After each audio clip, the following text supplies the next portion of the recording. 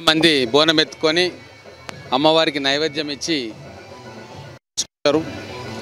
ఈ కార్యక్రమం అనేక గుళ్ళల్లో మైసమ్మ పోచమ్మ దేవాలయాల్లో బ్రహ్మాండంగా జరుగుతుంది। ఈ కార్యక్రమంలో ఈరోజు కురిశెట్టి కాలనీ దగ్గర ఉన్న తోట మైసమ్మ గుళ్ళో జరుగుతున్న బోనాల ఉత్సవానికి మేమందరం మా నాయకులతోటి పాల్గొనడం జరిగింది। ఎన్పి వెంకటేష్ గారు, కౌన్సిలర్ అంజయ్ గారు, తర్వాత ఈ కాలనీ పెద్దలందరితో కలిసి అమ్మవారిని దర్శించుకొని వారి దీవెనలను తీసుకొని వెళ్తూ ఉన్నాం।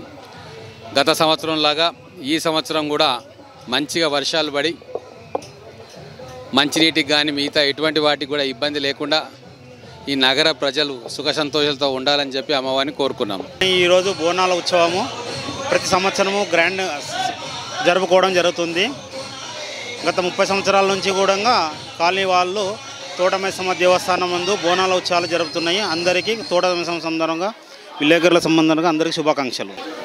తోట మైసమ్మ బోనాల సందర్భంగా కురిశెట్టి కాలనీలో ఎంతో బ్రహ్మాండంగా కార్యక్రమం నిర్వహించుకోవడం జరుగుతుంది।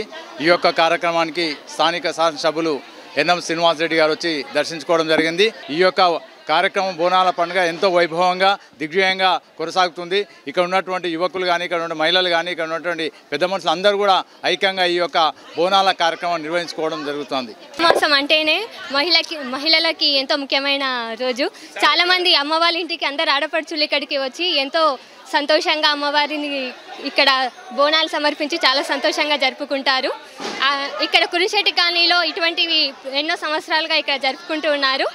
ప్రతి సంవత్సరము మేము ఈ బోనాల కోసం అన్న చెప్పి అమ్మవారి ఇంటికి వచ్చి అందరినీ కలుసుకుంటాము। చాలా సంతోషంగా ఉంది।